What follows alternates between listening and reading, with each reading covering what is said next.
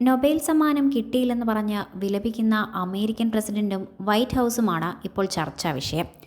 Nobel എന്ന വിശിഷ്ട കനി കിട്ടുമെന്ന് സ്വപ്നം കണ്ടിരിക്കുമ്പോഴാണ് ട്രംപിനെ കളിപ്പിച്ച് നൊബേൽ കമ്മിറ്റിക്കാർ സമ്മാനം വേറെ ആൾക്ക് നൽകി കൊലച്ചതി ചെയ്തത്. ട്രംപിന് ഇക്കാര്യത്തിൽ അത്ര വിഷമമൊന്നും വേണ്ട. കാരണം നൊബേൽ കൊടുക്കുന്ന സ്വീഡിഷ് അക്കാദമിക്കാർ പണ്ടേ അത്ര വെടിപ്പുള്ളവരല്ല എന്നാണ് ചരിത്രം പറയുന്നത്. ഇനി നൊബേൽ കിട്ടിയാലും വേണ്ടെന്ന് പറഞ്ഞ ഒരു മലയാളി എഴുത്തുകാരനുണ്ട്. കവിയും എഴുത്തുകാരനുമായ ബാലചന്ദ്രൻ ചുള്ളിക്കാടാണത്. 28 വർഷം മുൻപാണ് സംഭവം.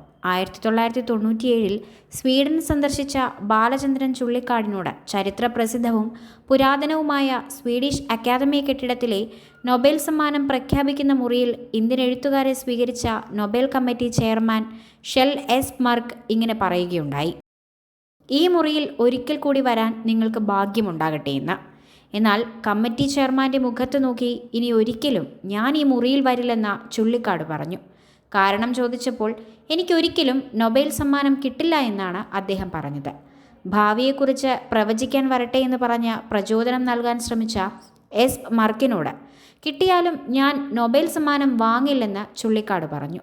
ടോൾസ്റ്റോയ് എന്ന മഹാപ്രതിഭയ്ക്ക് നൽകാതെ സള്ളി പ്രുദോം എന്ന ചെറ്റയ്ക്ക് ആദ്യത്തെ നൊബേൽ സമ്മാനം നൽകിയവരല്ലേ നിങ്ങൾ? ടോൾസ്റ്റോയുമായി താരതമ്യപ്പെടുത്തുമ്പോൾ കൃമിതുല്യനായ ഒരു എഴുത്തുകാരനായ എനിക്ക് അത് സ്വീകരിക്കാനാവില്ല എന്നുകൂടി ബാലചന്ദ്രൻ ചുള്ളിക്കാട് പറഞ്ഞു.